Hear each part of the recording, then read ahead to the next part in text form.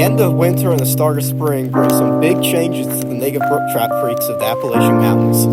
The fish are much more aggressive than they were in the winter. However, with lowering water levels, the fish become much more spooky and harder to catch than you might expect. One of the most effective ways to catch the aggressive fish while also fishing the entire water column is a dry dropper rig, something I've always been reluctant to try until today.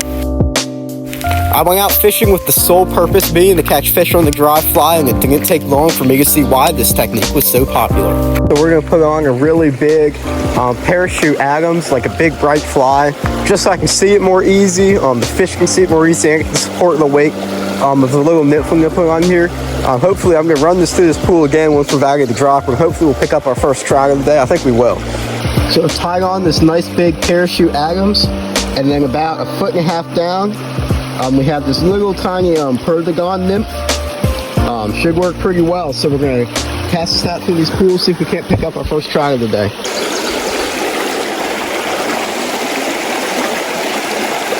Got him, first fish of the day. That was so cool. Alright, we'll get our hands wet and then show this fish off to you guys. Oh, flop back into the water. Before I could really show off, but that was a brilliantly colored fish though. You guys saw it on the dry dropper rig. So he did not take the dry. He took this little fly right here, but that was still really, really cool. I could actually feel him tugging on the line before I even saw the dry drop under the surface. So, wow, first dry dropper fish ever for me. I'm really liking this setup because, you know, obviously gives you more chances to hook a fish when you've got 2 flies on here. So that's 1 brookie today. Hopefully we can catch a lot more. I guess the obvious downside of a dry dropper rig as opposed to your standard indicator setup is that you can't really adjust it from pool to pool. So on like a bigger body of water, that would be a problem. But here, I mean, this is all like uniformly 1 to 2 feet deep. Some of the bigger pools are like 3 feet, if that. But those for these brookies, I think like you don't really need to be changing anything. If they want to bite it, they'll come up off the bottom and bite it.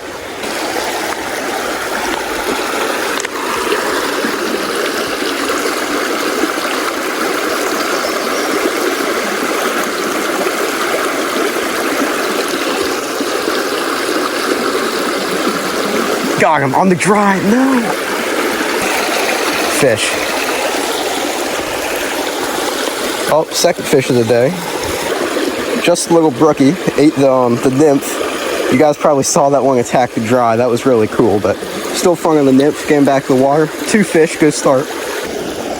Try to sneak up on this pool right here. If I can get a cast to the other side of that rock that's in the water there, I think could be in business. There we go.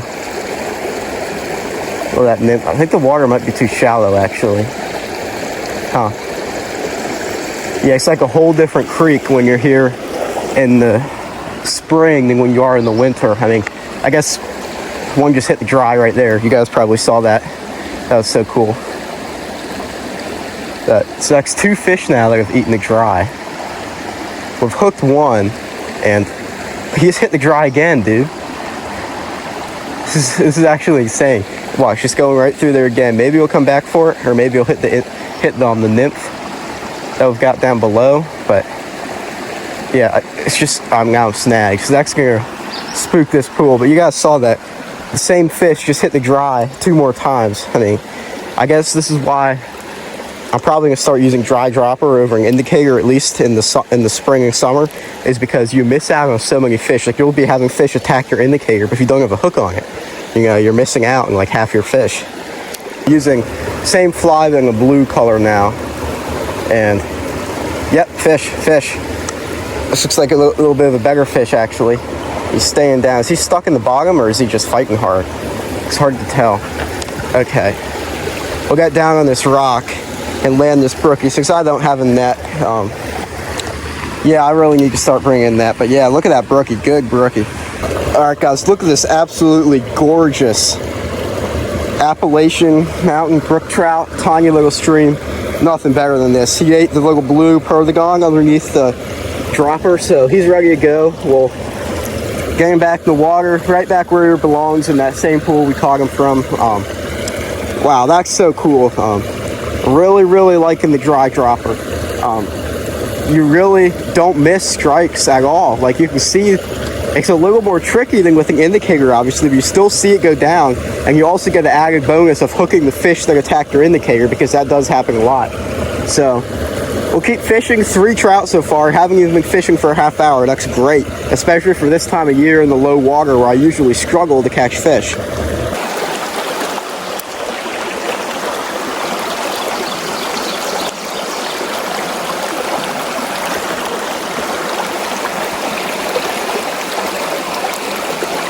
Oh, dude, did you see that? That was a really good brookie, maybe like 6-7 inches. Oh, we got him. He came back for it even after I hooked him the first time. All right, he was Wait, he hit the dry? I wasn't even paying attention. And he did hit the dry, because that's what I saw him fall out of. So, good 6-inch brookie. First dry fly brookie I've ever caught, which was surprising. I definitely could have caught them before this, but never tried it until now. So, get him back in the water. Off he goes. Wow, that was so cool. I didn't even see the strike. I just pulled him up and realized, oh wait, he's attached to the dry fly. So that was really cool. Maybe there'll be another fishing here, who knows. I'm just having a great time out here. I don't know why I didn't do this sooner, but dry dropper, I think one of the funnest ways you can catch these fish. So I think what happened with that last fish really shows you how easy these fish are to fool. So the first time he took our little nymph, right? Because I had him hooked. I saw he was hooked on the bottom one, right? He fell off that for a second, but he clearly felt the hook, right? And then he goes back to the next casting and he hits the dry. Even after just knowing, I mean, I don't know, I'm not complaining. I mean, it makes for a really fun day when they're this easy to catch, but you'd think that it'd be a little smarter than that, you know, than to start feeding like 2 seconds after they just got hooked. So, all right, next good spot is going to be down here. I think it's going to be a little more tricky to drift and fish from upstream and feed line drift it down when you have it dry, just because any sort of drag will pull that fly underwater, kind of rendering your whole cast useless. All right, I don't think you could ask for a more perfect looking spot than this right in here. So if this doesn't get something, I'm gonna be shocked. Right along that undercut bank, no reason there shouldn't be a fish there. And yeah, what do you know? Of course, nothing comes out and grabs it. This is ridiculous. I caught 4 fish really quick, and now it's been just as long, and I haven't gotten a single nibble. So I don't know what I'm doing wrong, what changed, but I guess the only thing we can do is just keep moving upstream and hope the fishing gets better.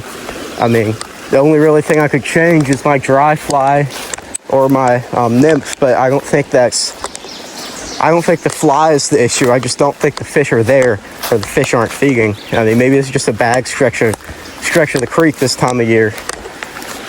But we are heading up to some, what I hope is better water, where hopefully we can turn things around and pick up where we started, which was actually a really great start to the day. So you guys probably didn't see much of that last half hour fishing, so I probably cut most of it out. We are struggling right now. It's been pretty rough.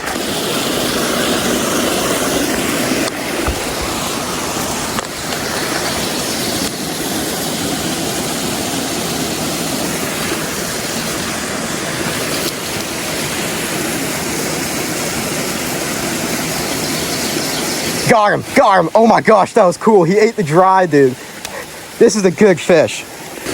Look at that right there. Solid 7.5 inch brookie. Has the little parachute atoms in the corner of his mouth. We're not gonna have this fish out of the water for too long. He unfortunately fell in the mud when he fell off the hook. So yeah, right off the hook and right back in the water. That was one of the coolest strikes I've ever seen. I just saw the fish come up, a big swipe of orange as he took the dry. The dry was actually floating right underneath the surface. It was sinking a little bit, but that fish did not care. He came up and grabbed it anyway. So wow, that was a great way to turn it around, finally start catching some fish again. 5th fish of the day. Wow. Such a cool strike. So we're still gonna keep fishing for a while though. We got like a full day ahead of us. As soon as I get this untangled, we're gonna keep heading up this creek, hopefully getting some more fish of that size. But that made my day right there, that fish. So I'm literally getting eaten alive by mosquitoes right now. Like, this might be the worst it's ever been for me. I mean, I'll have to swat them off nonstop. I can feel some crawling on my neck right now. Like, it's not fun. But the fish make it slightly worth it.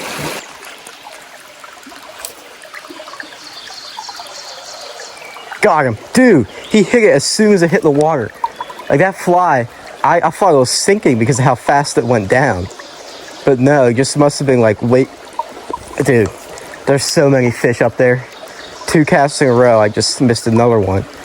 And this is just crazy. Come on.